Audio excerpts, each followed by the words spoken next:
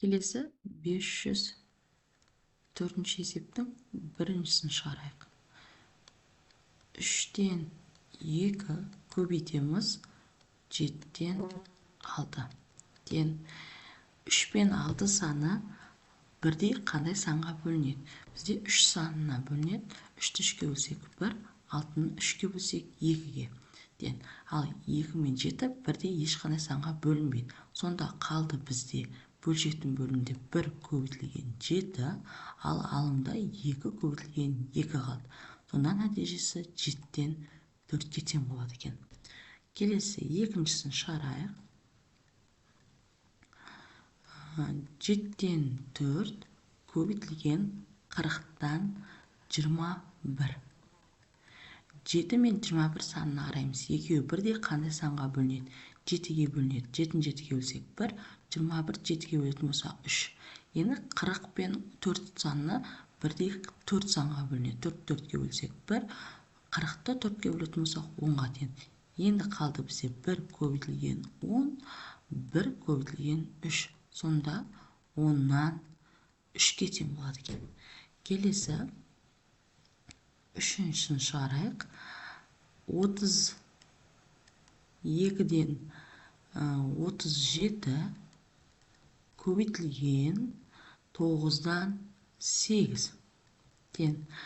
32 мен 8 саны бірдей 8 санға бөлінеді.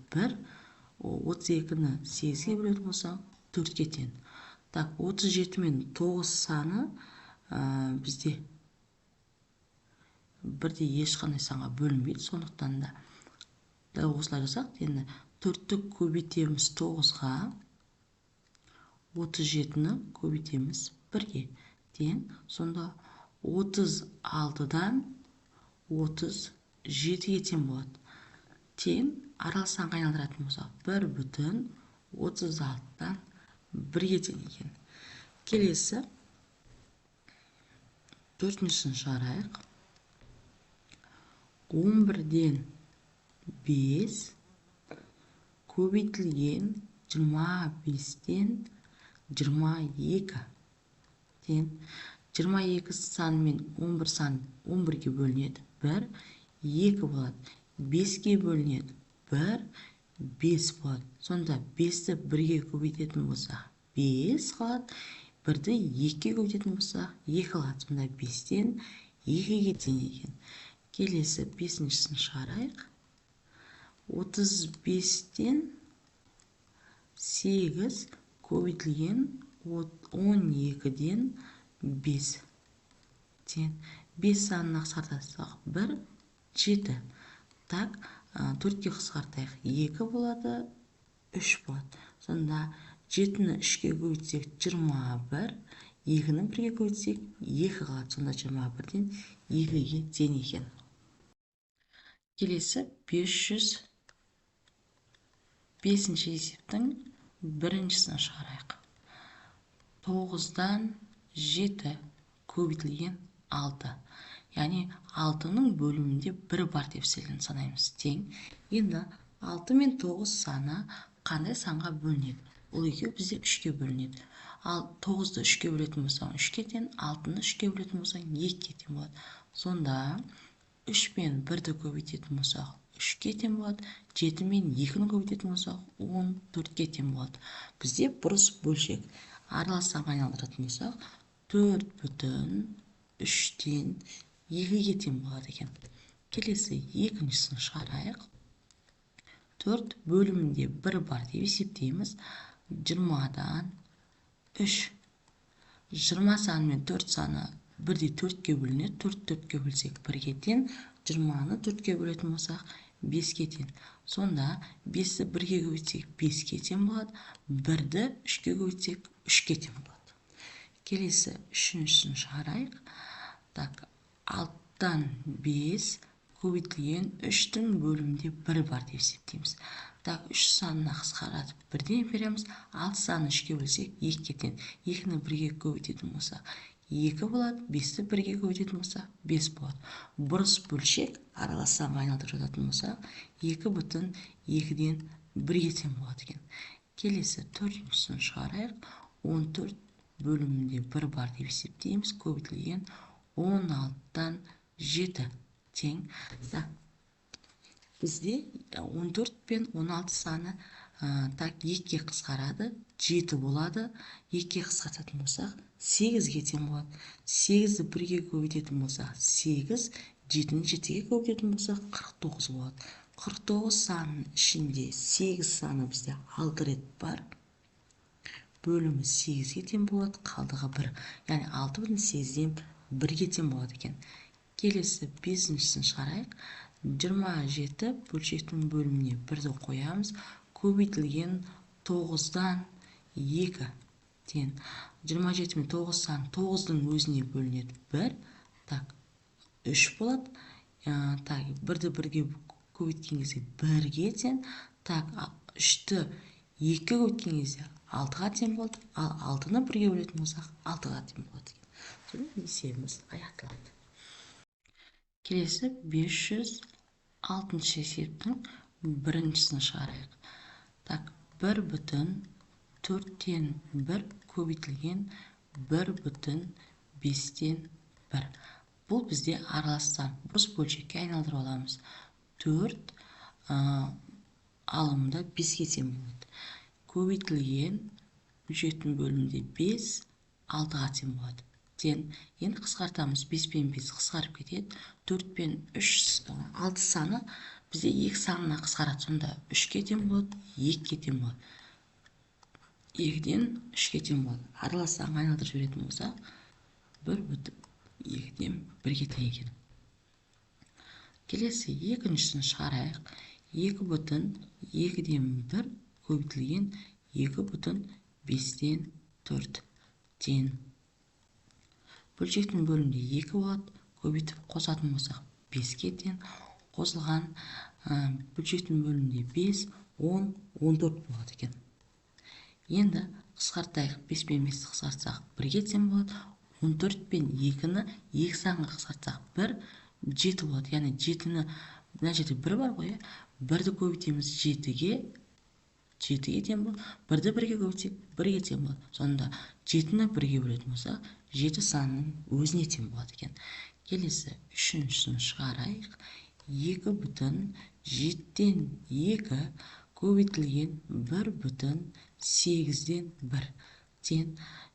Бөлшектің бөлімі 7 санын жазып қоямын. 14, 15, 16-ға тең болады. Көбейтілген 8, так, 9-ға тең болады. Тең. Қысқартамыз. 8 санының өзіне 1-ден 2-ден болады. Сонда бөлшектің бөлімінде 7-ні 1-ге көбейтсек 7-ге тең болады. Ал 2-ні 9-ға көбейтсек 18-ге болады.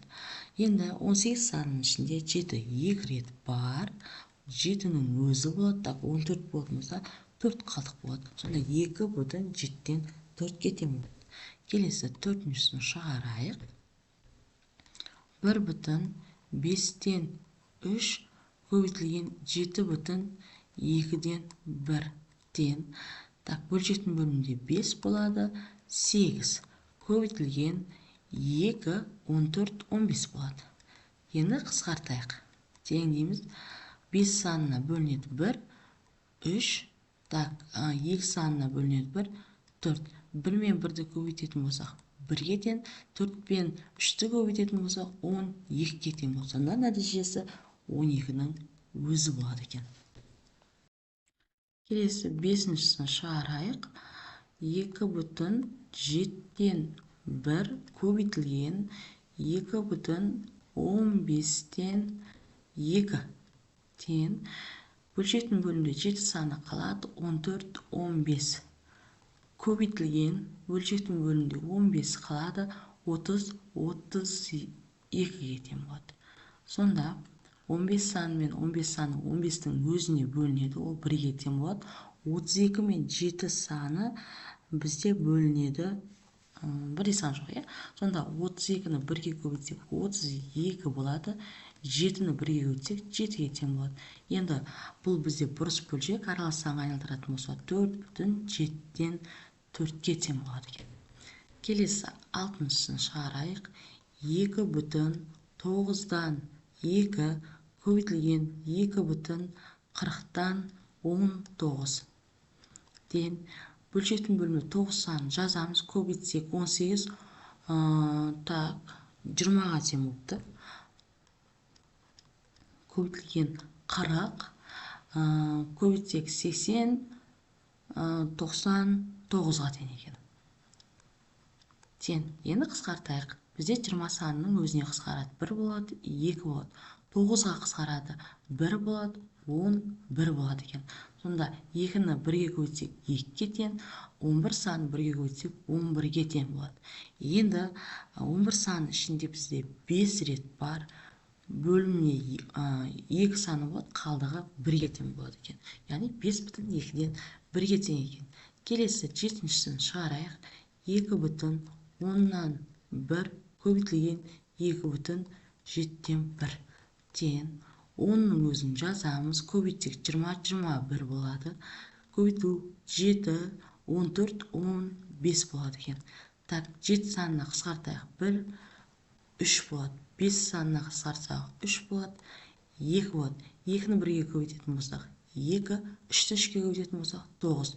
9 санның ішінде 2 бізде 4 рет бар. Бөлімде 2, қалдығы 1-ге тең болады екен. Келесі 8-шісін шығарайық. 4,6-тан 1 көбейтілген 1,5-ден 2 тең. 6-ның өзін жазам. 24, 25 болады. Көбейтілген 5, 7-ге тең болады. 5, 7. Қысқартып жіберейік. 5 санның өзіне 1 рет болады, 5 рет болады. Қысқармайды бізде. Сонда 6 көбейтсек, так 35. 35 санның ішінде 6 бізде 5 рет бар. Так, бөлімде 6 болады, қалдығы 5-ге тең болады. 5,6-тан 5-ге тең болады екен. Келесі 9-шы есебін шығарамыз. 1,7-ден 4 көбейтілген 2,11-ден 6 тең. Бөлшектің бөлімі 7 санын жазып қоямыз. Алдындағы санды қосатын болсақ 10 1-ге тең болады. Көбейтілген бөлшектің бөлімінде 11, так 22, 28 болады екен. Тең. 11 мен 11 қысқарады. 11 санның өзіне 1-ге тең болады. 28 саны 7 санның өзіне қысқарады. 4-ге тең болады. Сонда 1-ді көбейтеміз 4-ге 4 болады. 1-ді 1-ге көбейтсек 1 болады. Сонда нәтижесі 4-ге тең болады екен. Келесі 13-шісін шығарайық. 1,5-ден 1 көбейтілген 2,12-ден 11 тең. 5-тің өзін жазып қоямын. Алында 6 болады. Көбейтілген 12, так 24, 11-ді қосатын болсақ 35-ге тең болады. Тең 5-ге қысқартатын болсақ 7, 1 болады. 6-ға қысқартатын болсақ 1, 2 болады. Сонда 2-ден 7-ге тең болады. 7 санның ішінде 2, 3 рет бар.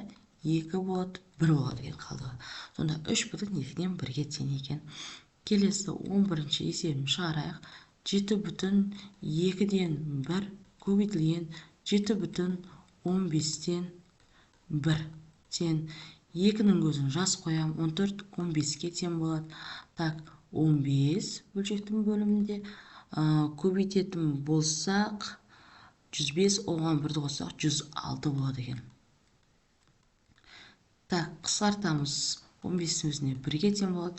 106-ны так 2-ге қысқартайық. 1 болады, 53 болады. Сонда 1-ді көбейтеміз 53-ге 53, 1-ді 1-ге көбейтсек 1, нәтижесі 53-тің өзіне болады. Келесі 12-шісін шығарайық. 7,9-дан 5 көбейтілген 1,17-ден 1 тең. 9-дың өзін жазамыз. Көбейтіп қосатын болсақ, бізде 63, 68-ге тең болады. Көбейтілген 17-дің өзін жазып қоямын. Көбейтіп қосатын болсақ 18-ге тең болады. Тең. Қысқартайық. 1, 2, так қысқартамыз. 17 санның өзіне 4 болады. 4-ті 2-ге көбейтетін болса 8-ге тең, 1-ді 1-ге көбейтетін болса 1-ге тең болады. Ал 8-ді 1-ге бөлетін болса 7-дің өзіне тең болады. Сонымен есебіміз аяқталады.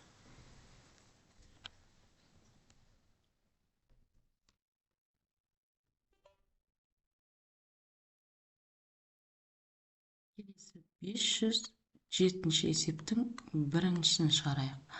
12 бөлшектің бөліміне 1 санын қоямыз. Соны көбейтілген 2,6-тан 1 тең 1-ден 12 санын жазаламыз. Аралас санды бұрыс бөлшекке айналдырып жазайық. Сонда 6 болады, 12 13-ке тең болады екен. 12 мен 6 саны бізде 6-ға қысқарады 1, 2. Сонда 1-ді 1-ге көбейтетін болсақ 1-ге тең болады, 2-ні 13-ке көбейтетін болсақ 26-ға тең болады. Ал 26 санын 1-ге бөлсек 26-ның өзіне тең болады екен. Келесі екіншісін шығарайық. 14 көбейтілген 2,14-тен 11 тең 14 санының астына 1 қоямыз. Көбейтілген 14 2-ге бөлсек 28, оған 11-ді қосатын болсақ 39 болады екен. 14 пен 14-ті 14 санының өзіне қысқартамыз. Сонда 1-ді 1-ге бөлсек 1, 1-ді 39-ға бөлсек 39-ның өзі шығады екен. Сонда нәтижесі 39-ға тең болады. Келесі үшіншісін шығарайық. 5 көбейтілген 2,25-тен 1 тең 5-тің бөліміне 1 санын қоямыз. Көбейтілген 25 көбейтсек 50, 50 1-ге тең болады. Тең қысқарады бізде 5 санына 1, 5 болады. 5-ті 1-ге көбейтсек 5, ал 1-ді 51-ге көбейтсек 51-дің өзі болады. 51 санының ішінде 5 10 рет бар, 5 бөлімде болады, 1 қалдығы екен. Келесі төртіншісін шығарайық. 24 көбейтілген 5,12-ден 5 тең 24-тің бөліміне 1 санын тіркейміз. Көбейтілген 12, 12-ні 5-ге көбейтсек, так 60, 5-ті қоссақ 65-ге тең болады екен. Тең қысқартамыз 12 санының өзіне 1, 2 болады. Так 1-ді 1-ге көбейтсек 1, 2-ні 65-ге көбейтсек 130-ға тең болады. 130-ді 1-ге бөлетін болсақ 130-дің өзі шығады екен. Келесі бесіншісі 11 көбейтілген 22-ден 1 тең 11 көбейтілген 22 санының өзін жазам. 11-дің астына 1 деген санды тіркеп қоямыз. 22, 23 болады екен. Енді қысқартайық 11 санының өзіне 1, 2 болады. Так 2-ні 1-ге көбейтсек 2, 23-ті 1-ге көбейтсек 23-тің өзі болады екен. Енді 23 санының ішінде 2, 11 рет бар, бөлімде 2, қалдығы 1-ге тең болады екен. Келесі алтыншысын шығарайық. 15 көбейтілген 1,30-дан 1 тең 15-тің астына бөліміне 1 қоямыз. Көбейтілген 30 1-ге тең болады. Тең қысқартатын болсақ 15 санының өзіне 1, 2, сонда 2-ден 30 1-ге тең болады. Аралас санға айналдыратын болсақ 15,2-ден 1-ге тең болады. Сонымен есебіміз аяқталады.